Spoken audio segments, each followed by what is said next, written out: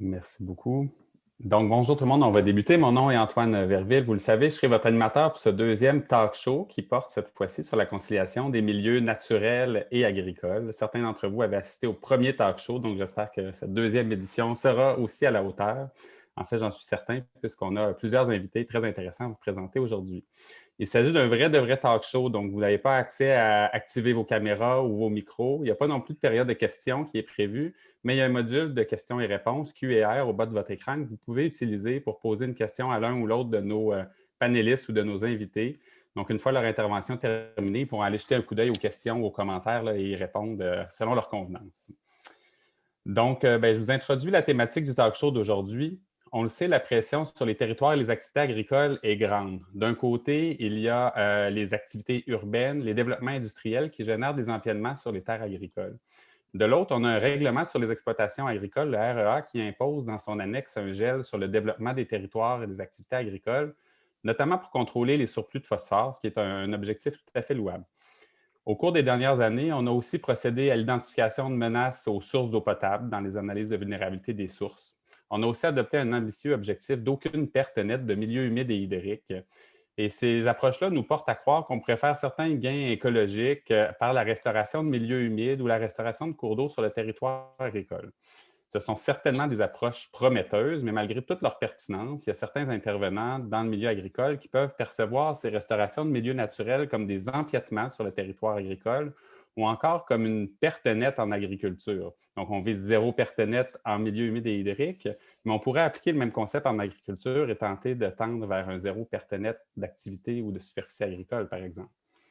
Il y a aussi l'impossibilité de compenser les pertes qui est bien réelle dans plusieurs régions avec une absence de mécanisme efficient là, de compensation des pertes de terres agricoles.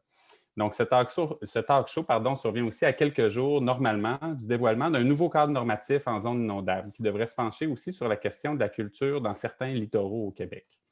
On vous propose donc de réfléchir aujourd'hui avec nos invités à la conciliation des milieux naturels et des milieux agricoles, aussi à des solutions pour trouver un nouvel équilibre à l'échelle des bassins versants agricoles. Comment restaurer des milieux naturels et assurer zéro perte nette de milieux agricoles, par exemple, ou comment faire des milieux agricoles et naturels des alliés pour l'équilibre des bassins versants et non des opposants. C'est quelques questions auxquelles on va tenter de répondre avec nos invités d'aujourd'hui qui proviennent du milieu agricole, du milieu municipal et aussi des OBV. Donc, nos invités, ce sont Martin Caron, André Pion, Claude Lefebvre, Karine Dauphin et François Potvin. Et tout ça sous les applaudissements de notre légendaire foule en studio.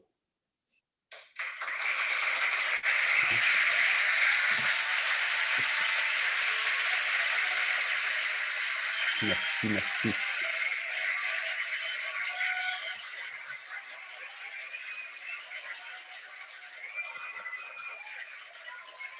Alors, il est maintenant temps déjà d'accueillir notre premier invité, qui est Martin Caron.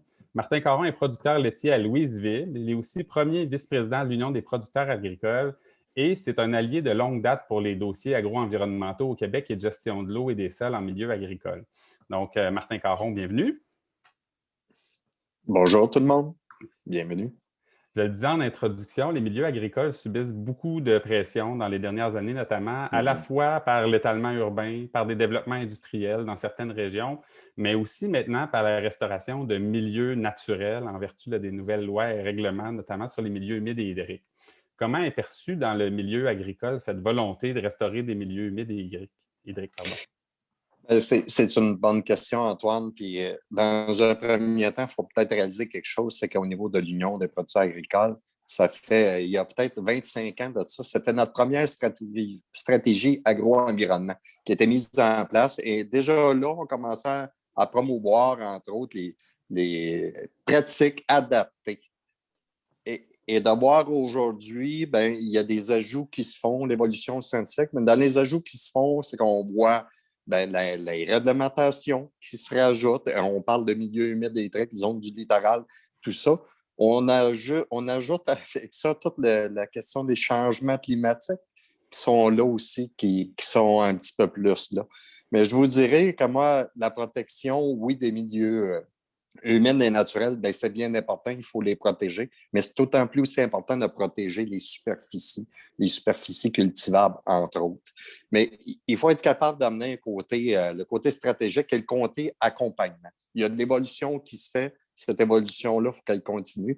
Et même nous, dans la stratégie, dans cette fameuse stratégie-là qu'on avait, on est rendu présentement avec un plan vert qu'on mentionne à l'UPA de 2019 à 2029, entre autres, où ce qu'on parle de consolidation, d'innovation, de collaboration. Quand on parle de consolidation, ben, c'est toute la qualité de l'eau, entre autres, tout l'ajustement aussi qu'on peut faire sur l'usage des pesticides.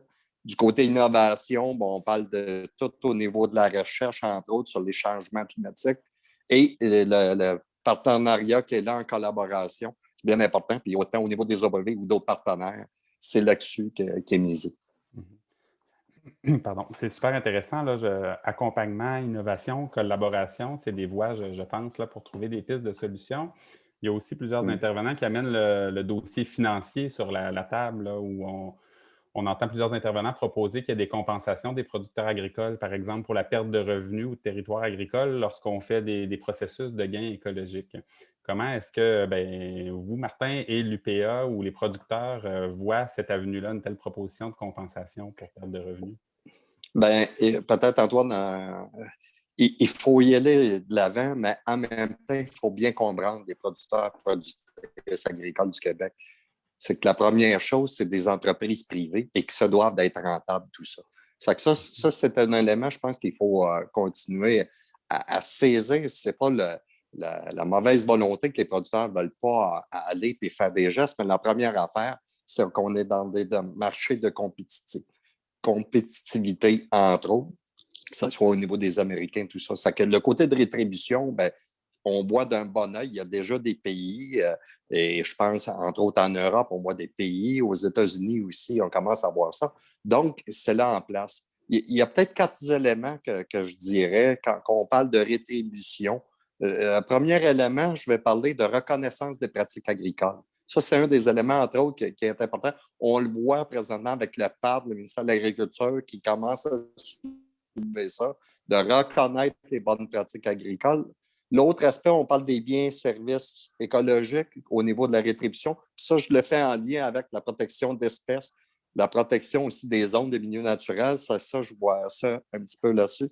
Il y a l'autre côté d'un soutien, le troisième point, un soutien un petit peu plus précis par rapport aux aménagements. On travaille beaucoup avec les OBV sur des aménagements des projets, mais comment on peut soutenir ce volet-là? Et mon dernier point, c'est un fonds dédié pour la pérennité de ces actions-là. Et cette pérennisation-là, c'est autant pour nous, côté producteurs, qui peuvent aménager ou entretenir ces habitats-là, mais autant aussi pour les organismes de bassin ou d'autres organismes qui sont là et qui mettent des habitats en place. Là. Très intéressant. Quand vous parlez de rentabilité des entreprises agricoles, évidemment, pour le bien des gens qui mènent les entreprises, mais aussi dans une optique de sécurité alimentaire qui est très importante dans les contextes de changement climatique et de pandémie. C'est important d'avoir des entreprises saines économiquement. Donc, c'est quelque chose qu'on ne peut pas ignorer. Est-ce qu'on peut penser même que les entrepreneurs agricoles ou les producteurs agricoles pourraient aller plus loin qu'être compensés, puis même vouloir contribuer de façon peut-être volontaire là, à des vraies parties prenantes des restaurations écologiques sur leur terre, par exemple? Mais, il y a déjà quand même quelques actions qui sont faites, des actions intéressantes qui sont le côté volontaire. Mais c'est bien, Antoine, que tu mentionnes parce que le premier rôle qu'on a en tant que producteur, productrice agricole, c'est de nourrir. Nourrir le Québec, nourrir le Canada et nourrir la planète aussi par rapport à notre savoir-faire. Mais en même temps que ça, je pense qu'on est capable de relever ces défis-là. Il faut que ça reste quand même volontaire. Volontaire, puis quand je vais m'expliquer un petit peu plus loin du côté volontaire, l'exemple du pôle d'expertise du lac Saint-Pierre en est un bel exemple. Les producteurs ont dit, mais regarde, on a un rôle à jouer, on va jouer ce rôle-là, puis on va être partie prenante de ces décisions-là. Et les gens ont déjà embarqué, mais en sachant qu'il fallait faire de la recherche dans tous ces éléments-là. Mais en même temps, je comprends qu'on veut pérenniser ces actions-là. Et c'est là les producteurs, je reviens un petit peu au niveau de la rétribution, c'est là qu'il faut être capable d'attacher ça, entre autres, mais que le rôle de producteur va être là. Mais Prenons des exemples sur l'aspect volontaire et quand les producteurs et productrices comprennent pourquoi on fait ce geste-là, ça va être gagnant pour tout le monde. Merci. J'ai une autre question qui concerne l'aspect davantage territorial, c'est-à-dire que, bien évidemment, le territoire sur les bassins versants est un territoire qui est assez limité. Hein. On n'invente pas du territoire. Il y a depuis de nombreuses années une forme de moratoire sur le développement des terres agricoles, là, en vertu d'un article du règlement sur les exploitations agricoles qui part d'une excellente intention, qui est de limiter l'augmentation des charges en phosphore, donc en gestion de l'eau. C'est quelque chose qui nous parle. Or, ça amène une forme de moratoire, donc impossibilité d'ouvrir des nouvelles terres agricoles, alors qu'on souhaiterait peut-être faire des gains écologiques dans certains secteurs en restaurant des activités agricoles, des activités naturelles, pardon. On nous annonçait plus récemment, là, du côté du gouvernement, la mise en place d'un comité tripartite permanent auquel vous participez personnellement, là, au nom de l'UTA, avec le MELCC et le MAPAC, qui allait se pencher un peu sur cette question-là. Donc, j'aimerais avoir votre avis. Est-ce qu'il serait le temps d'envisager de lever ce moratoire-là, sous certaines conditions, évidemment, pour permettre le retrait d'activités agricoles de certains secteurs qui sont peut-être plus vulnérables pour faire des gains écologiques, mais permettre finalement d'ouvrir ou de débuter des activités agricoles dans des secteurs qui sont moins vulnérables? Est-ce qu'il y a là une piste de solution pour vous? Oui, puis je pense que je ne surprendrai pas personne quand le lever du moratoire, c'est oui. Oui, il faut lever le moratoire. C'était mis en place, ça fait 15 ans que c'est là, entre autres. Et il faut bien comprendre que nous, les producteurs agricoles, sur les superficies cultivées, mais on a de la pression, que ce soit par rapport à l'urbanisation ou d'autres usages non agricoles, entre autres. Ça qu'on a toute cette pression-là et on perd du terrain. Ça que je pense qu'il y a un aspect assez important là-dessus. Puis, il faut peut-être le décliner ou le segmenter en deux positions. La première position, c'est, moi, j'appelle ça l'amélioration foncière, que présentement, puis que c'est aberrant vraiment, c'est-à-dire que je veux remplir un fossé pour faire du drainage de mes terres, j'ai une clôture que j'enlève, un chemin de ferme, tout ça. Présentement, je suis bloqué. Je ne peux pas faire ça. Pourtant, on me demande d'être plus efficace sur mon entreprise agricole. C'est que ça, pour moi, c'est un des volets. Il faut que rapidement qu'on puisse avoir accès à faire ça sur nos terres agricoles. Sur le deuxième segment, je comprends que là, on y va peut-être un petit peu plus d'agrandissement et on parle au niveau des boisés. Là, je pense qu'il faut être capable de mettre des balises, entre autres. Et le comité, le mandat du comité est ça, c'est de réexaminer ou redéfinir, entre autres, pour améliorer quelles sont les pratiques qu'on devrait baliser dans ces zones-là. Et ça, je pense que les producteurs sont prêts déjà à faire des gestes sur des pratiques.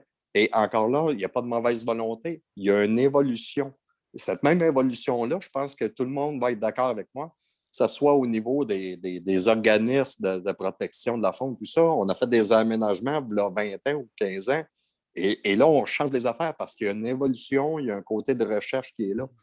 Donc, c'est un des aspects, je pense, qu'il faut continuer là-dessus et aller un petit peu plus loin. Donc, une ouverture à l'approche, une forme d'évolution qui est nécessaire, mais peut-être en conservant quand même un peu l'idée des objectifs de départ, c'est-à-dire de limiter le phosphore. Ou donc, quand vous parliez d'y associer peut-être des contraintes ou des règles ou des normes, j'imagine que peut-être elles pourraient concerner justement le phosphore. Ou qu'est-ce que vous avez en tête, là, par exemple, comme type d'encadrement pour...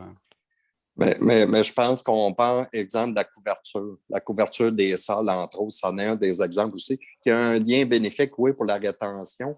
Et puis de l'autre côté, bon, côté faunique ou aquatique, qui peut servir, entre autres, au niveau des alevins, tout ça, pour les poissons. Là. Ça, c'est quelque chose d'intéressant. Puis moi, qu'est-ce que je trouve d'autant plus intéressant, c'est que c'est l'expertise aussi. Je fais le lien avec mon OBV qui est dans ma région, qui nous amène des communiqués, tout ça, mais qui nous informe. Moi, je ne savais pas que j'avais le dard de sable au bout de mes terres là, et qu'on voulait le protéger, tout ça. Qu'est-ce qu'on peut faire? Mais avec ces connaissances-là, tu es un producteur, mais je peux adapter. S'il y a de l'aménagement, mais c'est là qu'on se dit, bon, mais comment on peut soutenir sur des projets pour aider le producteur? Parce que c'est un choix sociétal. Ce n'est pas seulement au producteur à assumer ces coûts-là. Exactement, tout à fait. La notion de choix sociétal est excessivement intéressante. En fait, la conciliation des milieux naturels agricoles, c'est un défi collectif hein, qui se passe en milieu agricole, mais qui concerne la société au sens large. Puis un autre enjeu que je voulais aborder avec vous aujourd'hui, c'est celui de la culture dans les plaines inondables dans le littoral, qui est aussi un grand défi collectif, notamment dans des endroits comme le lac Saint-Pierre ou encore les cultures maraîchères dans les terres noires à Napierville ou les cultures de canneberge dans le centre du Québec. Ce sont des activités agricoles qui sont là depuis des centaines d'années, qui ont des retombées économiques très importantes, qui ont même contribué à bâtir le Québec qu'on connaît. Donc, il serait pratiquement impensable de les éliminer. Par contre, est-ce qu'on pourrait penser à voir à limiter ou diminuer l'impact de ce type de culture-là dans les milieux les plus sensibles d'un point de vue écologique et comment on pourrait y arriver? Bien, c'est une bonne question, puis ça me permet aussi de faire peut-être un petit peu d'histoire à travers ça. C'est qu'en 2018, on a fêté le 40 ans de la loi sur la protection des terres agricoles. Puis je tiens à le rappeler, cette loi-là n'a pas juste protégé les terres agricoles, mais a permis de protéger aussi des milieux, des boisés, tout ça, puis des milieux humides qui étaient là. Tandis que si on regarde au niveau des villes, que ce soit l'urbanisation, entre autres, ça a eu des impacts majeurs, entre autres. C'est que moi, je pense que cette protection-là a fait un job, mais il faut continuer à la faire. Dans les projets de recherche, je pense que ça nous permet, il faut faire évoluer l'agriculture comme on fait évoluer aussi les aménagements qu'on peut faire. Ça, je pense qu'il y a un côté d'adaptation qui doit se faire de ce côté-là, entre autres. Là. Mais oui, il y a une possibilité, mais c'est avec le côté scientifique et éducation et formation qu'on va y arriver, et non pas en mettant une pile de réglementation, parce que la réglementation, là, les producteurs la vivent trop présentement, ça vient du provincial, ça vient des MRC des municipalités et de toutes les autres réglementations qui sont là. Et ça, les gens ne peuvent plus subir ça. Ils veulent être partie prenante des décisions, mais en même temps diminuer cette pression-là parce qu'on ne s'y retrouve plus en tant que producteur et productrice agricole. Ça, vous soulevez en fait une difficulté même pour le producteur. Hein? C'est un individu qui est propriétaire d'une entreprise agricole, une difficulté même à se retrouver dans la quantité de réglementation qui s'applique sur son terrain, si je comprends bien. Donc, Exact. Puis en même temps, dans la même MRC, j'ai des terres dans différentes municipalités. Là, si on commence à appliquer, par rapport, bien souvent, les gens nous parlent d'allerger les bandes riveraines. Mais avant d'élargir les bandes riveraines, je pense qu'il faut vraiment s'occuper de qu'est-ce qu'on fait sur notre terrain directement. Là. C'est un des bels exemples que j'amène souvent. Là. On nous demande des analyses de sol sur nos terres agricoles, mais on est beaucoup plus avancé, plus loin. Il faut demander des profils au niveau de nos terres agricoles pour savoir que quand on met des intrants sur nos terres agricoles, c'est le sol qui l'absorbe et c'est les plantes qui l'absorbent et non qu'il se fasse du lessivage parce qu'il y a de la compaction au niveau de nos sols. Mais ça, il faut continuer à en parler face aux producteurs. Là. Et je pense que ça fait du chemin présentement. Tout à fait. Puis ce que vous abordez, c'est un changement de comportement puis de pratique assez de fond. Donc, on sait que dans le domaine des changements de comportement, il faut se donner quand même quelques années aussi pour être capable d'aller chercher une adoption généralisée là, de certaines pratiques, par exemple. Oui, exactement. Puis notre premier but, naturellement, c'est de nourrir le monde. Mais avec ça, on a des marchés. Dans bien des cas, les producteurs sont des preneurs de prix. C'est-à-dire le coût qu'on me demande sur une exigence, une réglementation, je ne peux pas le mettre comme coût dans mon produit d'avant. Je ne peux pas augmenter mes produits parce que je suis un preneur de prix. Et c'est pour ça que je donnais l'exemple des États-Unis et d'en Europe que présentement, ils ont vraiment des systèmes de rétribution parce qu'ils comprennent, c'est un choix sociétal, mais ce n'est pas juste aux producteurs à assumer ces coûts-là, qui ne peuvent pas les passer directement au consommateur. J'avais une dernière question pour vous. Vous l'avez déjà commencé à l'aborder de différentes façons, là, mais j'aurais aimé savoir, en terminant notre entrevue, notre événement, nous, porte le titre de les bassins versants de demain. Donc, on réfléchit à des bassins versants qui trouvent un nouvel équilibre, plus planifié, plus équilibré, qui sont aussi des territoires de prospérité. Donc, j'aimerais savoir pour vous, en matière d'agriculture et de milieu naturel, c'est quoi le bassin versant de demain? Comment vous le voyez? Oui. Mais je pense que l'équilibre de demain, c'est la collaboration qu'on peut faire tous ensemble face à toute notre expertise qu'on a. Et ça, j'y crois vraiment. Les producteurs ont décidé de ne pas jouer un rôle de spectateur, mais un rôle d'acteur face à ces changements-là. Puis ça, c'est quelque chose vraiment qu'il faut apprécier. Puis je suis très fier des producteurs. Un coup qu'on a dit ça, il y a aussi toute cette pression-là de l'urbanisation qui est là. Et présentement, le gouvernement parle sur une stratégie nationale de l'urbanisation. Ça, c'est important d'interpeller ça. Parce que l'étalement urbain, ça crée de la pression sur nos superficies agricoles. Puis on a besoin des superficies agricoles, oui, pour nourrir notre monde directement, pour répondre un peu à l'autonomie alimentaire que M. Legault nous a interpellé d'en faire encore plus et davantage. Mais je comprends qu'on fait partie de tout cet écosystème-là et il faut travailler ensemble. Merci beaucoup, M. Caron. C'est très éclairant comme discussion sur les enjeux auxquels font face les producteurs agricoles, notamment en termes de complexité de la réglementation, de contraintes qui leur sont imposées. Aussi, bien évidemment, en tant qu'entreprise, de devoirs de rentabilité économique. On les appelle aussi à contribuer à l'autonomie alimentaire du Québec. Puis de notre côté, bien, on aimerait en plus que ce soit des associés là, de première ligne pour la conservation des milieux naturels.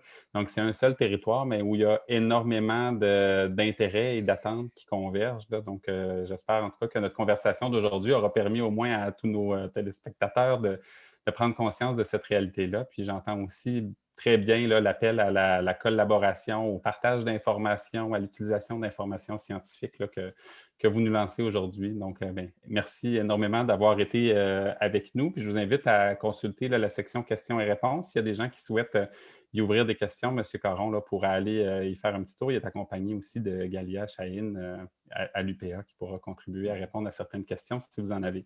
Merci beaucoup, M. Caron. On vous applaudit. Merci. Merci bien.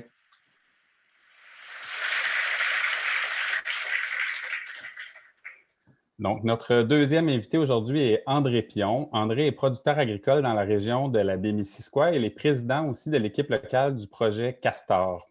Je vous présente un peu le projet Castor. Dans le cadre de la stratégie québécoise de l'eau, le gouvernement du Québec a décidé d'investir massivement sur un petit bassin versant pour tester, innover, évaluer s'il est possible en investissant suffisamment d'argent, en mobilisant les exploitants agricoles, d'améliorer considérablement l'état écologique d'un cours d'eau dans des bassins versants, vraiment sur des territoires très agricoles.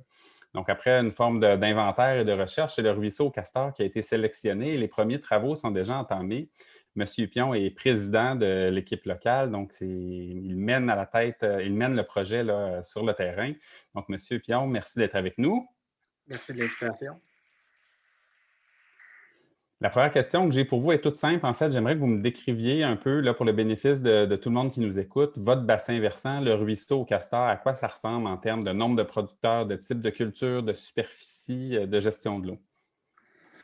Le bassin versant, c'est à peu près 25 producteurs, c'est environ 1500 hectares, dont 1300, un peu plus que 1300 hectares en culture. Donc, c'est principalement un bassin versant agricole. Les cultures, parce que la grande culture, il y a pas mal de foin quand même, parce qu'il y a plusieurs producteurs laitiers, un peu de producteurs de poulets et de porc. Donc, c'est très diversifié. Et on est aussi en grande culture maïs-soya ou pas du tout sur ce bassin? Oui, oui, les grandes cultures, c'est du maïs soya. Il y a un peu de céréales. C'est ça. C'est pas mal ça. C'est quelques grands producteurs de maïs soya. Pas beaucoup de terrain dans le bassin versant, mais des gros producteurs. Donc, les bénéfices qu'on va pouvoir avoir dans notre projet vont pouvoir bénéficier sur des très grandes superficies éventuellement. Mm-hmm. Donc, vous êtes un sous-bassin versant aussi qui se jette dans la Baie-Missisquoi, ou en tout cas dans le territoire de la Baie-Missisquoi, qui est un territoire sur lequel il y a des enjeux, notamment en lien avec l'eutrophisation, les algues bleu vert, si je ne me trompe pas. Effectivement. Oui, c'est la Baie-Missisquoi juste à côté. Notre bassin versant se jette dans la rivière au Brochet qui va directement qui est très près de la Baie-Missisquoi. Les enjeux de qualité de l'eau sont énormes, sont majeurs. Les indices qu'on regarde biodiversité ou qualité de l'eau sont dégradés dans le bassin versant. C'est pas mal dans le rouge. Il n'y a pas beaucoup d'indices qui sont dans le vert. En fait, il y en a pas, je pense. Merci. Je le disais en introduction, les travaux débutent dans votre bassin versant où ont débuté après une longue phase là, de planification, de structuration, mais maintenant, il y a des chantiers qui ont été choisis. Donc, j'aimerais que vous nous parliez quels sont ces principaux chantiers qui ont été choisis par les producteurs agricoles de votre territoire, qui sont mis en œuvre en ce moment par l'équipe locale avec le soutien de différents partenaires du milieu et d'un comité interministériel. Donc, présentez-nous un peu les grands chantiers. Ouais, c'est ça. L'équipe locale a décidé de structurer ou de diviser les enjeux en chantiers de travail finalement. Donc, il y a eu 3 grands chantiers qui ont été identifiés, la gestion de l'eau, avec les actions principales qui seraient un corridor de liberté ou de mobilité, des bandes riveraines élargies et aménagées, mais bandes riveraines pas dans le sens qu'on essaie de faire sortir l'enjeu de réglementation et de les voir comme un élément positif au niveau de la biodiversité, pas de le voir comme un élément réglementaire pour garder les sédiments et les autres phosphores dans les champs. On vise une autre approche pour garder les sédiments dans les champs. Et aussi, on a 2 sections du bassin versant qui a des cours d'eau qui doivent être recreusés cette année. Et on essaie de trouver des solutions alternatives pour éviter des recreusages. C'est 3 domaines au niveau de la gestion de l'eau qui sont étudiés, qui sont travaillés. La qualité de l'eau au niveau de phosphore, azote, matière en suspension, on essaie de l'adresser par la gestion des sols et fertilisants. C'est-à-dire recouvrir nos sols, plus de céréales, plus de cultures pérennes, des intercalaires, des engrais verts ou des cultures de couverture après les récoltes de soya ou de céréales. Et diminuer nos intrants. C'est-à-dire qu'en modifiant nos approches culturelles, en rajoutant des céréales, des engrais verts, on pense pouvoir diminuer notre azote, on peut faire des essais pour diminuer les phosphores. C'est-à-dire qu'en diminuant les intrants et en gardant notre sol dans le champ, on pense c'est le meilleur moyen pour améliorer la qualité de l'eau. Ce qui intéresse la Baie-Missisquoi, surtout qu'au niveau des phosphores, on pense qu'il faut travailler au niveau de nos sols. C'est un peu ce que M. Caron parlait tantôt aussi, je pense. C'est un impact. Le dernier élément qu'on regarde, c'est la gestion des fumiers. On a quelques fermes laitières, puis un peu de poulet et de porc, mais la majorité des producteurs, même ceux qui ne produisent pas, sont des receveurs de fumier. C'est-à-dire que la majorité des producteurs vont gérer des fumiers, soit en amont au champ ou autre. Comme il y a des présences de coliformes fécaux dans le cours d'eau, on a jugé que c'est un élément qu'on devait adresser, étant donné que ça touche tous les producteurs finalement. On ne sait pas si la provenance des coliformes fécaux est d'origine animale ou humaine, mais on pense qu'il faut quand même adresser cet élément-là pour améliorer notre fertilisation aussi. Mm-hmm. Merci. Il y a beaucoup de pain sur la planche, beaucoup de travail dans ce que vous nous dites. Là, il y a une des choses qui attire particulièrement mon attention. Vous parlez du corridor de liberté ou de mobilité du cours d'eau. On en discutait un peu avec M. Caron auparavant. Ça peut impliquer dans certains cas peut-être des retraits de culture de certaines zones et ça pourrait même être considéré par certains comme une perte d'activité ou de superficie agricole. Donc, comment est-ce que dans le cadre du projet, vous envisagez ça avec les producteurs? Comment les producteurs voient cette idée d'avoir un corridor où il pourrait y avoir, par exemple, des retraits de culture ou des modifications pratiques? Le projet est au tout début de son développement. Le corridor de liberté touche 5 producteurs dans le bassin versant. Il y en a 4 sur 5 qui ont été rencontrés déjà pour leur expliquer le projet. Et surprenamment, c'est pas surprenamment, il y a différents enjeux qui ressortent, dépendamment de la situation du producteur. On a un producteur qui vient d'acheter une terre dans le bassin versant, il a payé 50 000 l'hectare à peu près ou plus. Donc, il y a un enjeu monétaire, c'est évident. Il y a des paiements à faire, donc c'est certain qu'il faut qu'il au moins qu'il couvre ses coûts. Okay. Mais pour les autres, l'élément qui revient le plus, c'est qu'un aménagement de bande riveraine, ça amène des nuisances pour les producteurs, des branches d'arbres, des drains qui sont bouchés, toutes sortes d'éléments semblables. Donc, l'élément de prise en charge par un tiers, au lieu que ce soit les producteurs qui soient responsables de l'entretien, ça devient un élément majeur aussi. Il n'est pas juste monétaire finalement. C'est la prise en charge des nuisances ou des contraintes par la suite. Ça va être la même chose au niveau si on évite des recreusages de cours d'eau en installant des pompes. Il n'y en a pas de pompes dans le bassin versant. C'est le même enjeu. Si on met une pompe, est-ce que ça vient à la charge du producteur éventuellement ou c'est un bien finalement qui est commun puis que la société la MRC ou les municipalités doivent commencer à nous aider. C'est un enjeu majeur. Il n'est pas juste monétaire, c'est la prise en charge des nouvelles pratiques qui sont mises en place qui semble être le point qui va amener le plus de discussion, je vous dirais. Très intéressant ce que vous nous amenez là. C'est un apport direct des producteurs où, évidemment, il y a un enjeu financier, on le comprend bien, mais au-delà de ça, il y a aussi un enjeu de qui va prendre en charge, comment on assure la pérennité, puis comment ça ne devient pas finalement une nuisance supplémentaire dans le quotidien du producteur. Donc, c'est une réflexion vraiment très intéressante, puis qui émerge parce qu'on est dans un projet où on est un peu en recherche-action, en innovation, où on tente de mettre les producteurs au cœur du projet. Puis ça m'amène à ma prochaine question, qui est un peu de savoir, c'est quoi, selon vous, les facteurs de succès d'un projet collectif comme le vôtre? Qu'est-ce qui motive les producteurs à agir comme ça dès le début du projet, à s'engager, à tenter de changer les choses? Donc, certainement, la prise en considération de leurs préoccupations, comme vous venez de nous le démontrer, mais il y a peut-être d'autres facteurs de succès. Ben, le premier, je pense, c'est le temps. Au départ, on nous parlait d'un projet qui devait se terminer en 2023 et pour nous, c'était inacceptable de travailler sur un enjeu aussi important avec un horizon de 2 ou 3 ans. C'était majeur que l'enjeu soit plus long et finalement, maintenant, on travaille sur un horizon 2030. Et ça facilite beaucoup la mobilisation des producteurs parce qu'on peut vraiment travailler en mode de gestion de changement. C'est plus de démonstration pour gagner de plus en plus de producteurs à adhérer à accepter des nouveaux changements.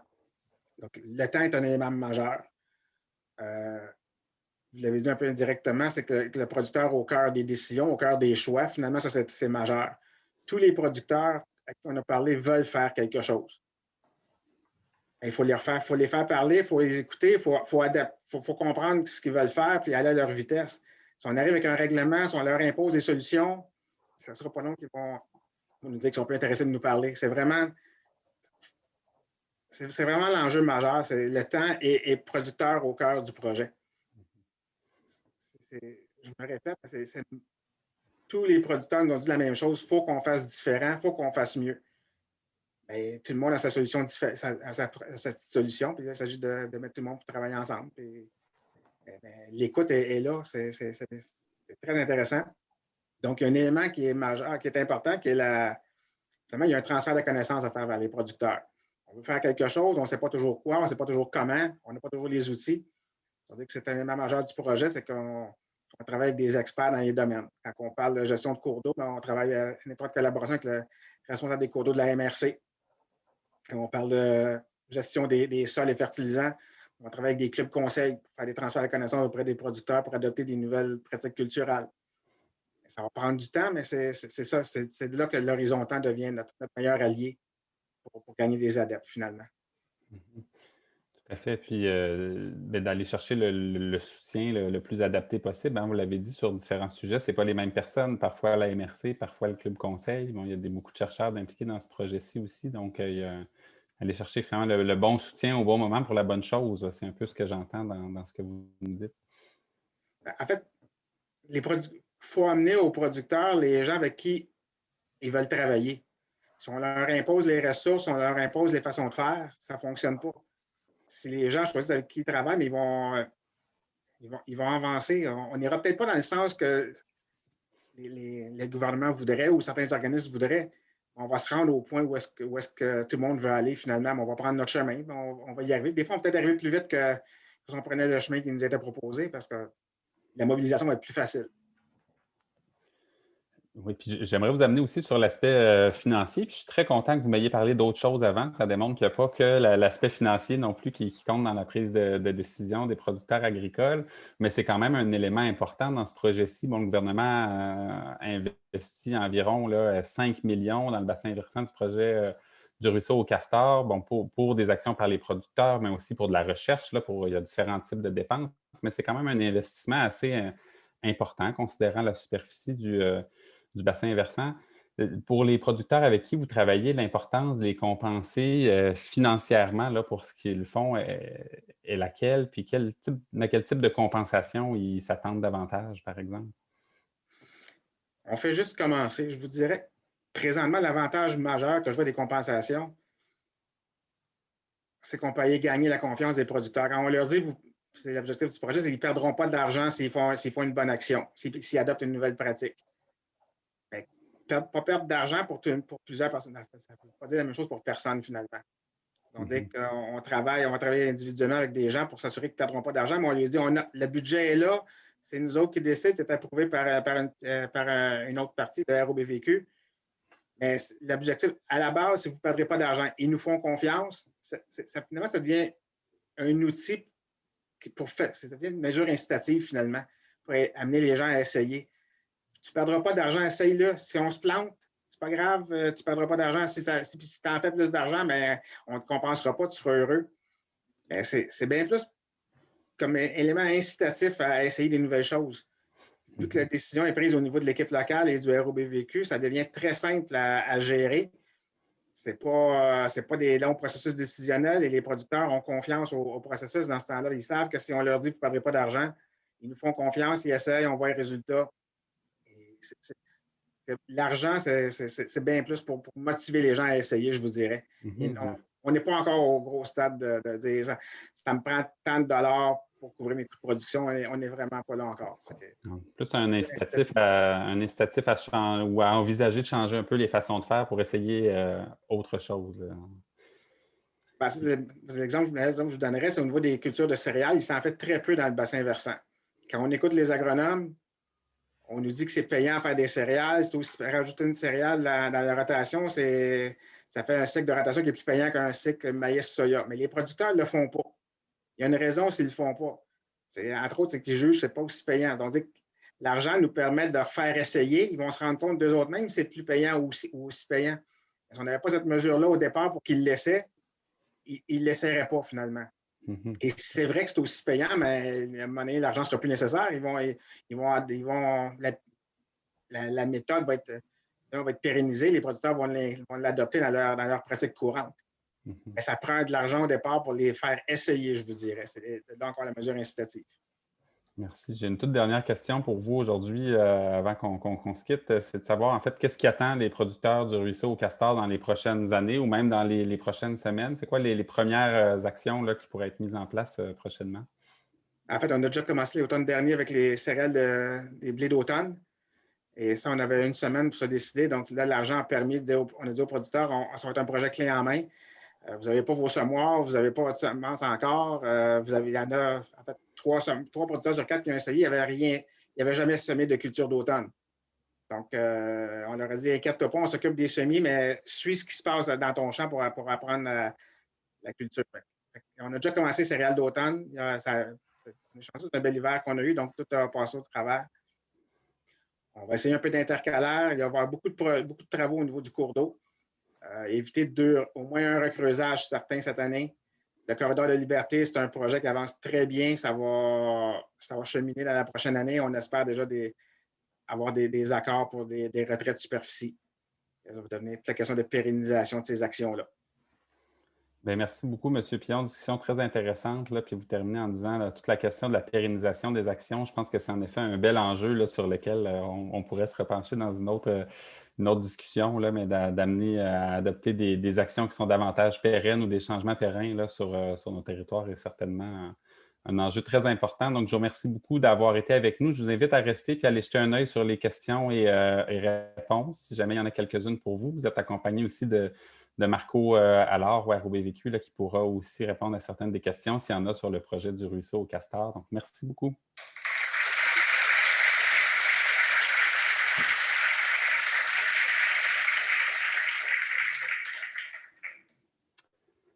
Donc, pour la suite de cette talk show, on va se pencher sur la culture en littoral. On le sait, les meilleures terres agricoles au Québec sont souvent situées en littoral ou en plaine inondable. Le littoral du lac Saint-Pierre est probablement l'exemple le plus emblématique. Il s'agit d'un territoire sur lequel nos deux prochains intervenants, un territoire que les deux connaissent très bien et sur lequel ils agissent et qui fait l'objet en ce moment de plusieurs projets de recherche, de laboratoire aussi. Donc, il y a des activités agricoles en cours dans le littoral du lac Saint-Pierre depuis des décennies, mais le changement de pratique et leur intensification, par exemple, vers des grandes cultures, entraînent aujourd'hui des impacts importants sur la qualité de l'eau et sur la qualité de la faune. On en discute avec deux personnes, avec d'abord Claude Lefebvre, qui est producteur agricole dans la grande région du lac Saint-Pierre, mais aussi maire de Baie-du-Fèvre. Il est aussi impliqué à l'échelle de la MRC de son territoire. Et avec Karine Dauphin, qui est directrice générale de l'OBV Copernic et qui est très étroitement impliquée dans plusieurs des initiatives qui ont cours en ce moment autour du lac Saint-Pierre. Donc, bienvenue à tous les deux. Merci d'être avec nous. Bonjour. Je le vois, ça motive Karine, les applaudissements, elle se sent comme une star. C'est parfait, Karine, on commence une première question avec toi. Karine, le lac Saint-Pierre, je le dis un peu en ouverture, c'est un réel laboratoire à ciel ouvert en agriculture durable. Là, il se passe énormément de choses, tant dans la zone inondable, mais aussi dans les affluents de cette zone inondable. Donc, est-ce que tu pourrais nous dresser un rapide, bref topo de ce qui se déroule au lac Saint-Pierre en ce moment pour les gens qui connaissent moins? Oui, bonjour Antoine, bonjour Monsieur Lefebvre et bonjour tout le monde. Donc effectivement, il y a un grand nombre d'acteurs qui sont autour du lac Saint-Pierre, donc surtout sur l'enjeu agricole. Donc l'objectif évidemment, c'est soutenir l'agriculture. Donc on peut dire qu'il y a 4 grandes structures projets qui sont plutôt d'ampleur régionale autour du lac Saint-Pierre. Donc on en a parlé tout à l'heure, il y a le pôle d'expertise pour la partie vraiment littorale du lac Saint-Pierre. Donc c'est un projet qui a commencé en 2019. Qui va se terminer en 2022. Donc, c'est vraiment l'initiative de 3 ministères, MAPAC, l'agriculture, faune et environnement. Et ils ont confié le projet à un pôle donc, qui est composé de 3 universités qui sont québécoises. Donc, c'est l'Université Laval, McGill et Trois-Rivières. Et donc, ce pôle a vraiment le mandat de proposer des interventions dans la zone littorale qui va favoriser justement la mise en place d'une agriculture durable et qui est adaptée et respectueuse également de l'écosystème du lac Saint-Pierre. Donc, évidemment, l'objectif aussi, c'est de soutenir la restauration des milieux naturels. Donc, autour de ce pôle, il y a 3 axes de recherche. Le premier, c'est en agriculture. Donc là, l'objectif, c'est de rechercher les meilleures pratiques agricoles, donc toujours au contexte de la zone littorale du lac Saint-Pierre. Donc, ils travaillent beaucoup sur les cultures de couverture. Donc, quel type de culture de couverture, les plantes fourragères qui sont les meilleures pour cette plaine inondable, les cultures alternatives, phytoprotection aussi pris en compte. Deuxième axe, c'est l'environnement. Donc, toutes ces mesures-ci, il y a des chercheurs qui vont valider quelles sont leurs influences sur les pratiques, quelles sont, pardon, l'influence des pratiques culturelles sur la faune du lac Saint-Pierre. Et le dernier, c'est l'axe socio-économique. Donc là, c'est de vraiment comprendre les facteurs qui pourraient faciliter l'adoption de ces pratiques, donc testées par le pôle, par les agriculteurs, et évaluer aussi les impacts économiques, donc toujours par l'évaluation coût-bénéfice de toutes ces pratiques-ci. Donc ça, c'était le pôle expertise. Il y a une deuxième grande structure qui est le laboratoire vivant, on en parlait tout à l'heure aussi. Donc lui touche plutôt le territoire en amont du lac Saint-Pierre, donc en dehors de la partie du littoral. Donc le pôle expertise, on peut dire, c'est un laboratoire vivant dans la partie du littoral. Celui-ci touche les parties en amont. Donc celui-ci est financé par Agriculture et Agroalimentaire Canada et il vise à encourager la recherche participative pour justement également faciliter l'adoption de la nouvelle pratique agricole. Et comme le soulignait tout à l'heure M. Caron, c'est vraiment mettre les agriculteurs au cœur de l'action. Donc, c'est vraiment faire collaborer les agriculteurs avec les scientifiques du début jusqu'à la fin du projet. Donc, c'est vraiment relié à des pratiques sur la réduction de l'usage de fertilisants, de pesticides, mais aussi garder les couvertures végétales à l'année. Le troisième, c'est en action pour le lac Saint-Pierre en vue d'améliorer la cohabitation agriculture-faune. Donc ça, c'est l'UPA qui est preneur de ce projet-ci. Donc c'est beaucoup pour accompagner les producteurs agricoles pour encourager l'adoption de pratiques culturelles. Donc c'est d'outiller les producteurs sur les différentes façons de travailler sur des pratiques agro-environnementales. Donc c'est beaucoup de webinaires, des journées de terrain, des activités de partage, des capsules vidéo, etc. Et la quatrième structure, c'est la TCR du lac Saint-Pierre.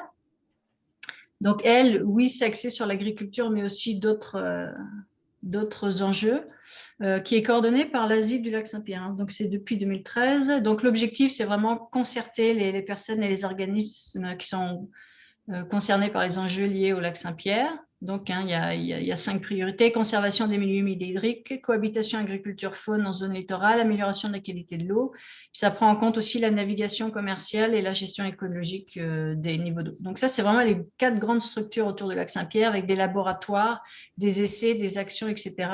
Sans compter des projets à plus petite échelle, donc des actions ou des projets qui se font beaucoup par bassin versant, également avec une collaboration d'énormément d'acteurs, que ce soit les producteurs agricoles, il y a l'UPA, que ce soit les fédérations de l'UPA, mais aussi la confédération de l'UPA, il y a les organismes de bassin versant, les clubs conseils, les coopératives agricoles, etc.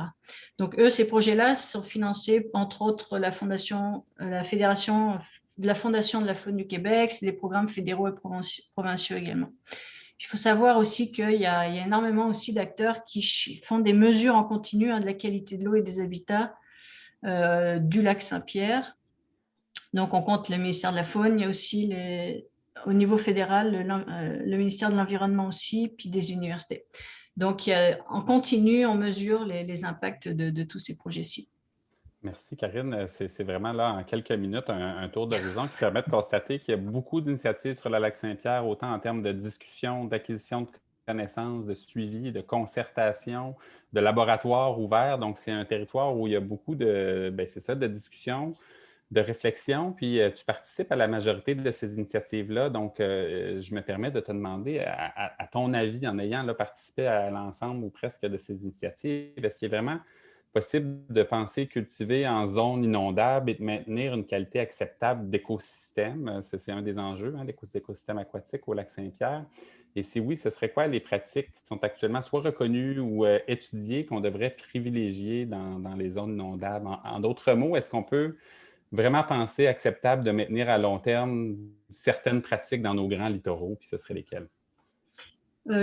Juste aussi, je voulais dire aussi un chiffre. Il y a dans la zone inondable du lac Saint-Pierre, donc c'est vraiment la zone de récurrence 0,2 ans, il y a environ 200 producteurs agricoles donc autour du lac Saint-Pierre qui cultivent environ 5000 hectares. Donc c'est sûr qu'actuellement, on a une grande proportion de cultures annuelles qui ne sont pas forcément favorables justement à une cohabitation agriculture-faune. Donc, je crois, et d'autres chercheurs et autres acteurs y croient, qu'on peut arriver à une cohabitation agriculture-faune en modifiant certaines pratiques agricoles. Donc, surtout axé, c'est ce qui ressort des recherches, là, axé sur garder une végétation au sol au printemps. Donc, ça peut être pour la frite de certains poissons ou d'autres faunes aussi. Et également des pratiques qui vont être axées sur la conservation des sédiments au sol. Parce que les cultures annuelles, elles ont tendance évidemment à apporter beaucoup de sédiments au lac Saint-Pierre et également en même temps tout ce qui est l'azote, le phosphore et aussi les pesticides. Donc, il faut vraiment modifier. En fait, il faut que les pratiques doivent vraiment aller dans ce sens-ci si on veut avoir une bonne cohabitation puis qu'il y ait beaucoup moins d'impact pour le lac Saint-Pierre. Monsieur Lefebvre, j'aimerais vous entendre là-dessus. Vous êtes producteur agricole vous-même et maire, on le disait tout à l'heure. Comment est-ce que vous réagissez aux propos de Karine, en fait, qui nous appelle à une transition vers des approches de culture peut-être un peu moins annuelles, plus pérennes ou au moins couverture des sols, retenir les sédiments dans les zones inondables qui sont historiquement cultivées dans votre région? Donc, comment est-ce que vous réagissez à ça? Premièrement, je voudrais féliciter Karine pour sa revue de tout ce qui se passe autour du lac Saint-Pierre. Vous pouvez comprendre que c'est très, très, très actif là, au niveau de la recherche et de tout ça. Puis évidemment, comme agriculteur, je participe évidemment à ces travaux de recherche-là. Puis, écoutez, j'ai été élevé au bord du littoral du lac Saint-Pierre, donc je l'observe depuis longtemps. Puis, effectivement, la culture a changé depuis une cinquantaine d'années. En fait, de plus en plus, c'est des cultures pérennes, des cultures, c'est-à-dire annuelles, qui se font maintenant dans le littoral, ce qui a amené toutes sortes de problématiques qu'on va essayer de corriger. On parle de perte au niveau de la perche chaude, qui est dramatique, puis tout ça. Puis, mais effectivement, la recherche qu'on fait depuis 2019, en fait, qu'on travaille à trouver des nouveaux trucs pour améliorer notre sort, puis le sort de la faune. Oui, ce qu'on a fait à date nous permet de penser qu'effectivement, ça va être encore possible de faire de l'agriculture dans le littoral, mais de façon différente. Dans mon cas, ce qu'on fait actuellement, c'est je dis bien essayer, d'implanter une prairie d'alpistes roseaux, qui est une plante évidemment qui résiste à l'inondation. Le but pour notre ferme, c'est de fournir un fourrage pour nos animaux. L'alpiste roseau est moins bonne qualité puis moins appétant, là, mais pour nos vaches taries, nos animaux de remplacement, dans une ration mélangée, c'est quelque chose qui pourrait être intéressant pour nous autres. C'est pour ça qu'on essaie d'implanter ça. Je dis essayer parce que c'était difficile. les enjeux dans la culture dans le littoral sont quand même importants. L'Alpiste roseau, c'est une plante qui s'implante difficilement. Une fois implantée, il n'y a rien pour l'enlever.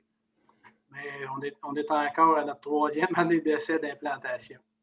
Il reste qu'il y a déjà des agriculteurs qui en ont d'implanter dans le littoral, puis que ça a fonctionné là.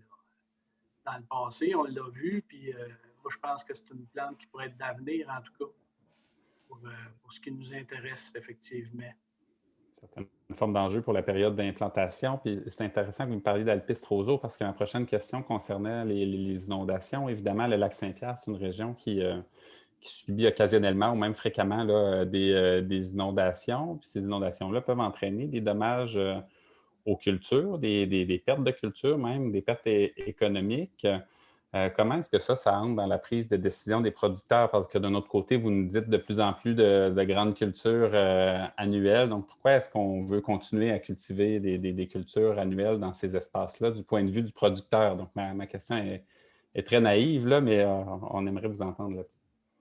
Bien, effectivement, pour comment les producteurs sont venus à faire des cultures annuelles dans ça? Bien, d'abord, autrefois, c'était beaucoup de troupeaux laitiers, en tout cas à Baie-du-Fer, mais évidemment, partout dans le Québec, il y avait beaucoup de troupeaux laitiers. Puis les cultures de maïs, soya au Québec n'existaient pas beaucoup, mais ça s'est développé avec les années dans toutes les régions du Québec, mais évidemment dans le littoral aussi. Parce que moins d'animaux, mais aussi un revenu plus intéressant comme culture. Maïs, soya, c'est les deux grandes cultures qui sont les plus intéressantes, si on veut. Qui se pratique beaucoup ailleurs, mais évidemment dans le littoral aussi. On a quand même, des fois, on va semer des céréales, de l'orge ou du blé à la limite. Un des enjeux dans le littoral, c'est que la charge mauvaise herbe est très élevée. Ça fait que la céréale a moins de facilité à se produire dans le littoral. Ça, c'est une chose. Tandis que le maïs soya, on a des produits d'herbicides qui sont efficaces. Fait qu'on réussit à faire des bonnes récoltes, autrement dit, de maïs soya. Réussir à faire des bonnes récoltes dans un territoire qui est peut-être un peu plus difficile, finalement. Ça reste difficile parce que, bon, on prend juste l'exemple de 2017-2019. En 2019, il y a plusieurs producteurs qui n'ont rien semé parce que l'eau est restée jusqu'au mois de juillet. Là. Trop longtemps, oui, exact. Il n'était pas question de semer quoi que ce soit. Là. Puis ben, nous autres, on a quand même essayé d'installer notre Alpiste roseau, mais ça n'a pas marché. La 4e année sera certainement la bonne, ou en tout cas, je vous le souhaite. On disait d'entrée de jeu, vous portez plusieurs chapeaux, là, producteur, on l'a compris, maire de votre municipalité. Vous êtes aussi impliqué à la MRC, hein, qui est sur des enjeux de développement territorial, d'entretien de cours d'eau. Comment est-ce que vous vivez d'un point de vue personnel un peu cette conciliation-là et aussi d'un point de vue plus professionnel entre les producteurs pour leur rentabilité économique, une situation préoccupante quand même pour des habitats dans le lac Saint-Pierre, des compétences municipales à déployer. Donc, comment vivre cette conciliation-là là, des intérêts pas nécessairement divergents, mais différents, disons? C'est, des fois, je mets mon chapeau de producteur, des fois, je mets mon chapeau de maire, mais je veux dire, si j'arrive au niveau de la MRC, en tout cas, on a une belle chimie entre les maires autour de la table. Puis, vous savez, la MRC Nicolet-Yamaska a déposé un plan de transition écologique, c'est le premier au Québec quand même.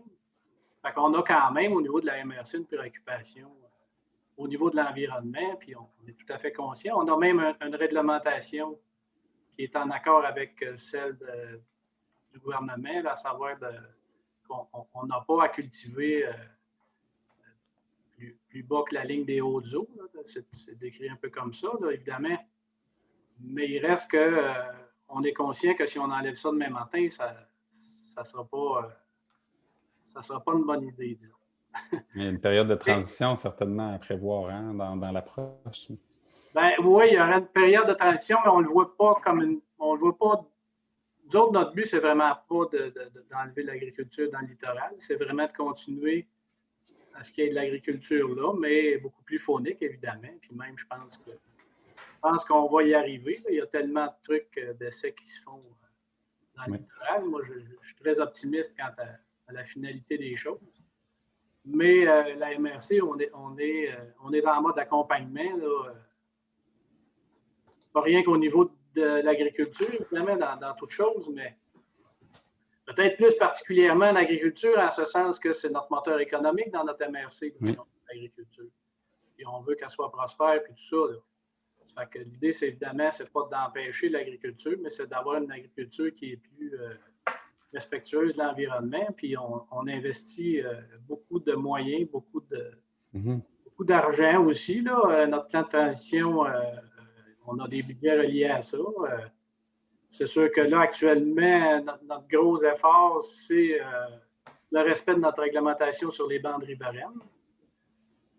Évidemment, ça vaut pour le littoral, mais ça vaut aussi pour ce qui est en amont, parce que le lac vit des problèmes, mais ce n'est pas seulement à cause de ce qui se passe dans le littoral. C'est ce qui se passe en amont aussi. C'est d'ailleurs la dernière question, en fait, que j'avais pour vous. Karine peut intervenir aussi. Là, en milieu agricole, on fait beaucoup la promotion, là, vous le dites, de respecter la bande riveraine, des fois même d'une bande riveraine élargie. Mais quand on est dans le littoral, en fait, on est sous la ligne des hautes eaux. C'est un concept là, de bande riveraine qui s'applique peut-être un peu moins bien sur ces territoires-là. Donc, j'aimerais savoir, à votre avis, comment on devrait gérer là, cette notion-là de réglementation des bandes riveraines si on accepte de cultiver dans les littoraux au Québec? Est-ce que vous avez des avenues ou des pistes de propositions? Ben, écoutez, au niveau de la bande riveraine, c'est sûr qu'en zone littorale, c'est comme détruite, là, mais il y en avait une bande riveraine autour des cours d'eau auparavant, puis il y en avait même à chaque fossé, il y avait une bande végétative qui était importante. Je pense qu'éventuellement, il va falloir retourner à ça. Là. Et ça va donner une grosse chance, à mon avis. Puis c'est sûr qu'on va le faire en accompagnant les producteurs, c'est bien certain, puis... mais il reste que ce qui a été détruit, ça va être difficile à réimplanter. Là, on est tout à fait conscient de ça. On a déjà fait des essais dans le passé par rapport à ça.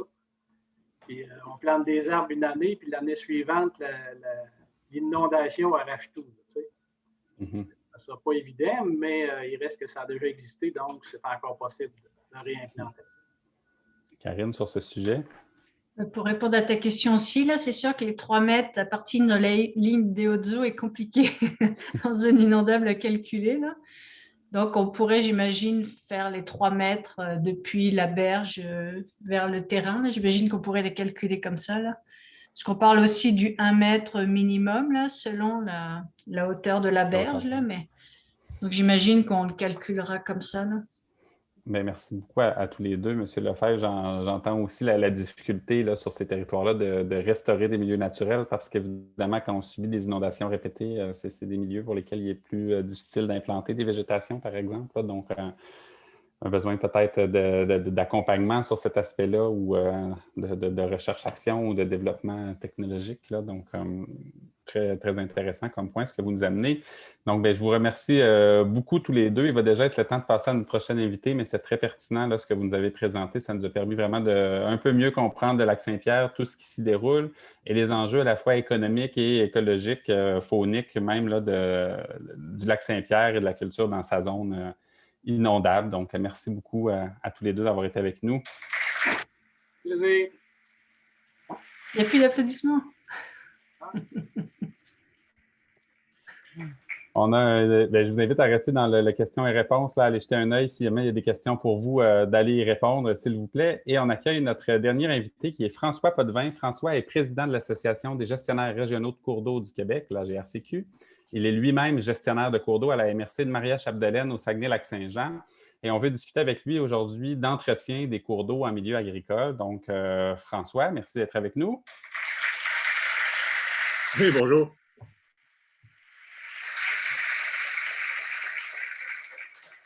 Une première question pour toi, François. Je me permets de te tutoyer parce qu'on n'est pas à notre premier échange, mais l'entretien de cours d'eau agricole, c'est une pratique qui est bien établie sous responsabilité des MRC au Québec. Il y a de plus en plus de voix qui se lèvent pour dire que peut-être des entretiens répétés de cours d'eau qui ont été rectifiés ou linéarisés par le passé, sans contrôle des sédiments à la source, c'est une pratique qu'on devrait revoir ou qui devrait être révolue. Donc, j'ai une question pour toi tournée vers l'avenir. Comment est-ce que tu vois justement l'avenir de la gestion de l'entretien des cours d'eau en milieu agricole? Dans un monde idéal, oui, on n'en ferait plus d'entretien, c'est sûr et certain, parce qu'il n'y a personne qui le souhaite, puis il n'y a personne qui est heureux d'en faire, si on veut. C'est souvent plus une dépense obligatoire là, qui est nécessaire.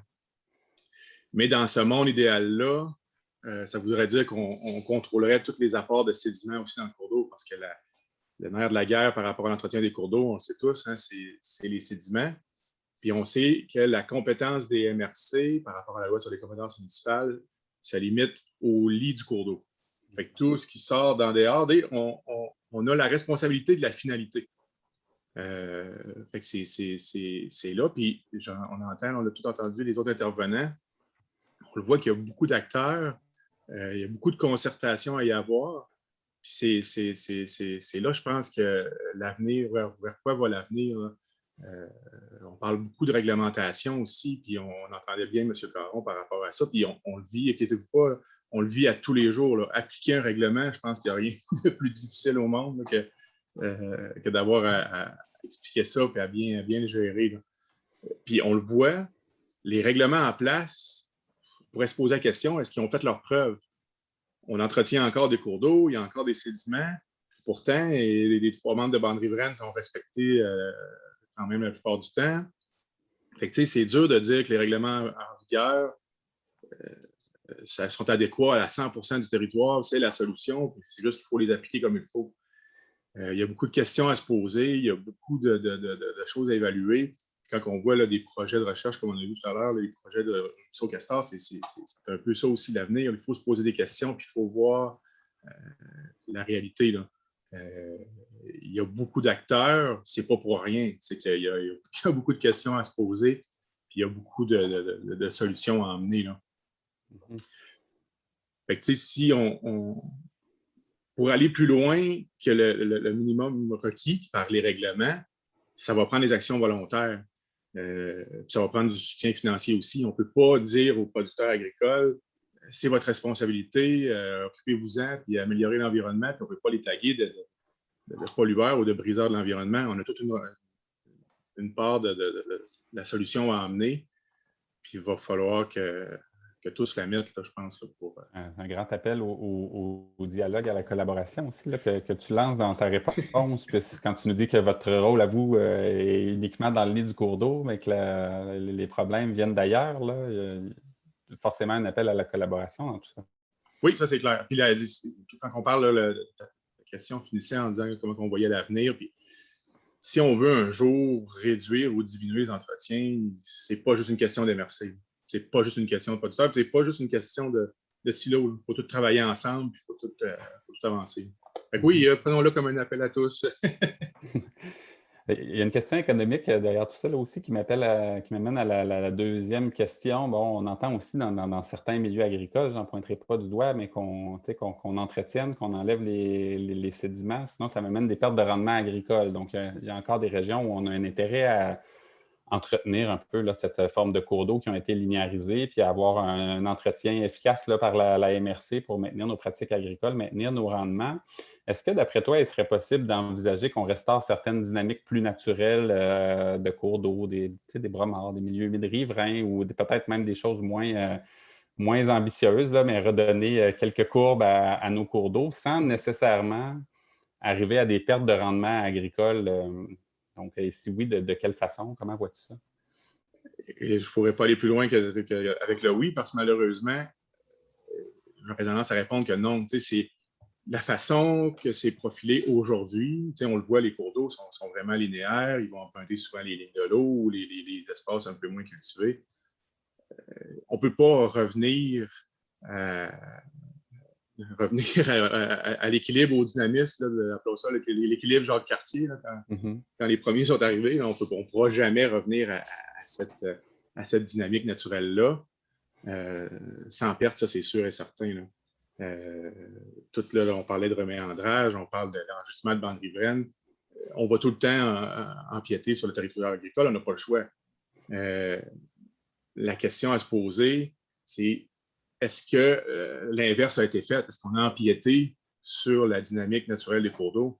C'est peut-être là que la question qu'on a à se poser, mais c'est pas évident. Puis je comprends très bien de dire à un producteur aujourd'hui, ben gars, on va élargir ton cours d'eau, donc tu vas perdre une bande de 10, 15, voire plus que ça quand on parle de la liberté naturelle. Fait que c'est sûr, c'est pas évident. Il y a des approches à faire, c'est sûr. Comment on peut les éviter? Est-ce qu'on peut parler de bonification environnementale, de boni? C'est triste, il ne faudrait pas tout le temps en arriver là, mais malheureusement, c'est toujours une question financière, toujours une question monétaire. De dire à des producteurs, tu es responsable de l'environnement, tu dois améliorer la situation au détriment d'une perte de ressources, donc une perte de revenus. M. Caron l'expliquait très bien, les producteurs agricoles, c'est des entreprises. Fait, comment tu pourrais dire à une entreprise, améliore notre situation, mais c'est toi qui défrais les coûts. Fait qu'encore là, je reviens à mon appel initial de concertation. Mais malheureusement, on ne voit pas comment on pourrait, de bonne façon, là, améliorer là, sans perdre de rendement agricole. Mm-hmm. On voit pas. Tout à fait. C'est un regard réaliste que tu poses, hein, puis qui incite donc justement à réfléchir aux solutions financières ou à un nouvel équilibre, là, comme on le disait tout à l'heure, à l'échelle du bassin versant, puis comment on trouve cet équilibre-là pour pas nécessairement que le gain en milieu aquatique ou en milieu hydrique se fasse 100% au détriment des milieux agricoles. C'est une grosse réflexion à porter. Puis j'ai une question un peu plus technique pour toi, justement. Est-ce qu'il y a des solutions qui sont envisageables sur le plan plus technique? Là, je sais que les sorties de drains dans certaines régions, par exemple, c'est un enjeu. On veut entretenir les cours d'eau là, pour entretenir les sorties de drains, finalement. Donc, est-ce qu'on pourrait penser mettre en place des pompes aux sorties de drains qui sont trop creuses, rehausser certaines sorties de drains? Est-ce que ce type de solution technique-là peut nous permettre de faire un gain écologique là, à certains endroits, peut-être sans perdre trop de rendement? C'est sûr que c'est des avenues qui peuvent être envisageables. Tu l'as bien dit, là, les travaux d'entretien sont pratiquement là, tout le temps réalisés pour aller enlever les sorties de drain des sédiments. Là, parce que les sorties de drain, présentement, la plupart sont toutes gravitaires. Donc, ils sont allés avec la pente naturelle. Fait qu'historiquement, ils ont installé le réseau de drainage. Puis aujourd'hui, l'apport de sédiments vient boucher ces sorties-là. Donc, on maintient les cours d'eau quand même assez profonds pour dégager ces bouches de drainage-là. Donc, la solution des pompes, oui, peut-être, mais c'est tout là, comment on va faire fonctionner ces pompes-là. Souvent, l'électricité n'est pas tout le temps disponible. Est-ce que là, on pense à des technologies ou à des solutions, encore là, on vient toujours à la même question, quand même dispendieuses. Est-ce que le coût en vaut la chandelle d'avoir des installations de ce genre-là ou d'entretenir son cours d'eau une fois aux 10 ans, une fois aux 5 ans? La question se pose là. Est-ce qu'il y aurait d'autres solutions? J'ose croire que oui. Est-ce qu'on les connaît? Peut-être pas toutes. Mais c'est sûr que de façon rapide, si on veut en venir à diminuer les fréquences d'entretien, c'est sûr que c'est vers là qu'il faut aller, essayer de trouver d'autres solutions. Mais encore là, c'est pas si évident, puis ça va toujours être les mêmes questions qu'on va ramener, là, malheureusement. Je fais un lien aussi avec l'intervention d'André Pion tout à l'heure où il nous parlait de l'aspect financier, mais aussi probablement dans des solutions techniques comme ça. Tu disais, bon, il n'y a pas l'électricité, qui s'en occupe, comment on met en place, là, et c'était une préoccupation des producteurs sur son territoire qui nous soulevait. Comment on prend ça en charge, comment ça devient périn, comment ça ne devient pas une charge supplémentaire sur le producteur agricole. Donc, aussi certainement un aspect à prendre en considération. Je nous amène un peu sur le coût de l'entretien des cours d'eau, puisque plusieurs le savent, là, le MAPAC assure une grande partie des coûts d'entretien de cours d'eau dans les milieux agricoles au Québec. Donc, c'est donc le gouvernement qui assume une bonne part des coûts de l'entretien de cours d'eau. Le gouvernement peut avoir accès à différents outils. Puis je m'interroge, est-ce que l'éco-conditionnalité, ça ne pourrait pas être un outil envisagé, par exemple, en subventionnant, oui, l'entretien de cours d'eau, mais si on a fait une forme de contrôle des sédiments à la source, par exemple, ou là, il y a peut-être d'autres façons de de l'envisager. Est-ce que c'est une avenue que tu penses pourrait être positive ou qui devrait être envisagée? Peut-être que oui. Puis, tu sais, on le voit de plus en plus, là. On voit les différents plans d'agro-environnement, puis les plans de développement durable, les plans qui apparaissent là, un peu partout des différentes organisations. Fait que, tu sais, on voit que ça s'en va vers là. De là à mettre une éco-conditionnalité, tu sais, les normes agro-environnementales se posent la question, est-ce qu'elles sont assez suffisantes pour la protection des cours d'eau? Si on prend un exemple, mettons qu'on a un champ de maïs qui va entraîner 2 tonnes de matière en suspension dans le cours d'eau. Si on le réduit de 50 %, c'est merveilleux. Sauf qu'il reste encore 1 tonne qui s'en va au cours d'eau quand même. Fait que, c'est quoi l'éco-conditionnalité? Il faudrait viser le zéro. C'est pratiquement impossible. Fait que ça serait une éco-conditionnalité qui pourrait être, pour certains, énorme, qui pourrait être beaucoup plus simple pour d'autres. Je pense que ça pourrait créer de certains déséquilibres, une équité ouais, entre les différents propriétaires. Et après ça, qui évaluerait cette éco-conditionnalité-là? Ça prendrait quasiment un juge de l'environnement qui aurait étudié la situation des centaines d'années pour bien connaître la question, parce que moi, je n'aimerais pas avoir ce rôle-là d'avoir à juger de l'éco-conditionnalité. Je ne sais pas si toi, Antoine, tu aimerais ça? Non, je n'aurais pas l'expertise, malheureusement, mais j'entends aussi dans ce que tu me dis quelque chose auquel je n'avais pas pensé, mais qui est intéressant, c'est-à-dire que même un producteur qui respecterait à la lettre l'entièreté des règlements provinciaux, municipaux, par exemple, mais pourrait encore avoir des problématiques de sédiments sur son territoire, non pas parce qu'il n'est pas conforme, mais peut-être parce que les règlements ne permettent pas d'atteindre pleinement l'objectif. Donc, à ce moment-là, il respecte les conditions, mais il n'atteint pas l'objectif, par exemple. C'est ça. Fait que là, on lui dit quoi à lui? Il a tout respecté la lettre, puis il ne réussit pas. Fait que là, il faudrait faire du cas par cas. Chaque situation aurait ses normes. Fait que lui, de l'autre côté du cours d'eau, ça serait plus simple, parce que ça serait plus facile. C'est des sérieuses questions. Je ne suis pas convaincu que la situation passe par là. Surtout qu'on commence à le voir, là, que les propriétaires s'intéressent beaucoup plus à la chose. On commence à le voir aussi, puis c'est normal que les producteurs commencent à avoir pas mal de règlements à appliquer, puis à comprendre. Fait que, tu sais, je ne crois pas que la solution passe vraiment par là. Merci. Là, on va faire comme dans les grands galas, un dimanche soir, on va déborder de 5 minutes sur la prochaine émission. J'invite tout le monde à rester avec nous parce qu'il y a une dernière question que je voudrais te poser puis qui, pour moi, est importante. Là, on a vu apparaître récemment dans le cadre réglementaire l'idée d'une autorisation générale pour l'entretien des cours d'eau. Donc, pour vous, là, plutôt que faire des entretiens à la pièce, de pouvoir planifier peut-être davantage les entretiens sur un tronçon de cours d'eau, regrouper plusieurs travaux d'entretien sur un même tronçon dans une même autorisation. Est-ce que ce véhicule-là, ce nouveau véhicule-là peut, à ton avis, permettre d'être plus efficient dans l'entretien des cours d'eau en milieu agricole? Puis si oui, comment est-ce que tu envisages l'utiliser ou le mettre à profit?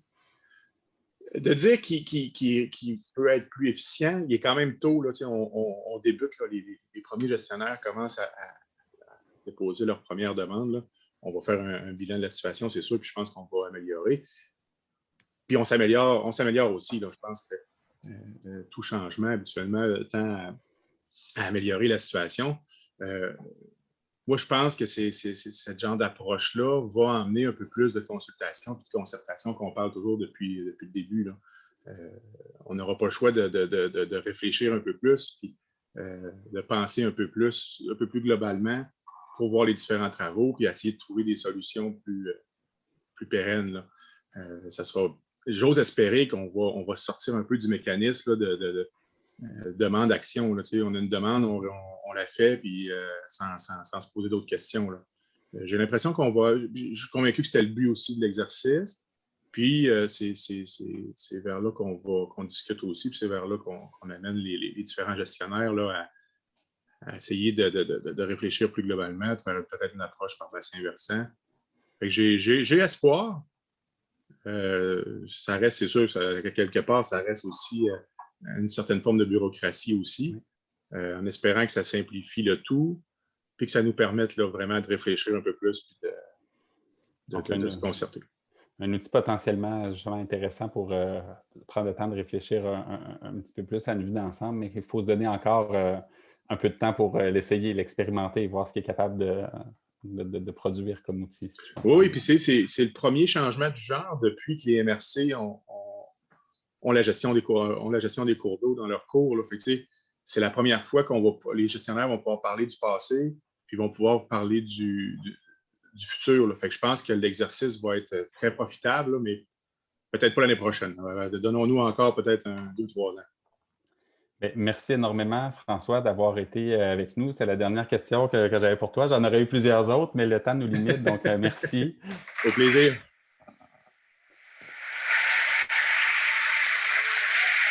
La foule est en délire pour toi, François. Je pense que c'est le dernier pour ça. Oui, voilà. J'ai dû appuyer une fois de plus, là. Donc, merci tout le monde pour les beaux applaudissements. On en est déjà à la toute fin de notre deuxième talk show, notre deuxième édition du talk show. Je veux vraiment remercier tous nos invités d'avoir été présents. Ça a été super intéressant, en tout cas au moins pour moi, j'espère pour tous les téléspectateurs aussi.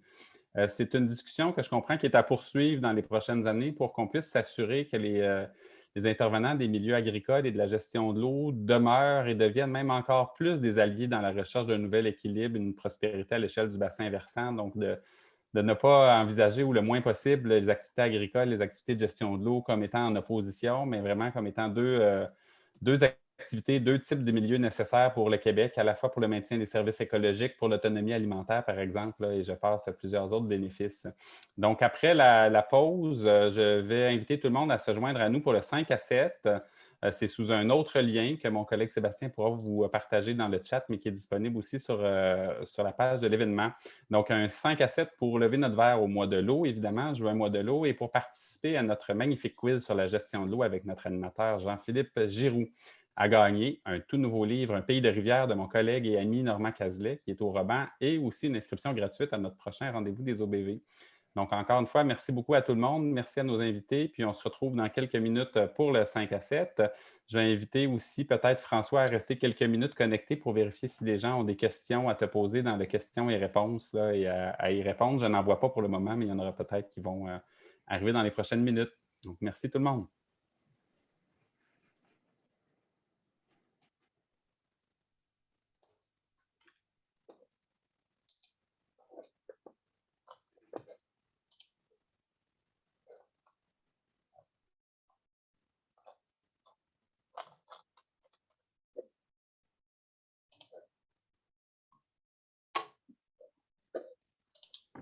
Donc, François, je ne vois pas de nouvelles questions là, qui apparaissent. Donc, on va te libérer. Il y en a eu quelques autres en cours de route. Merci beaucoup. J'ai répondu au moins une. Merci à toi. Salut, bonne fin de journée. Bonne journée.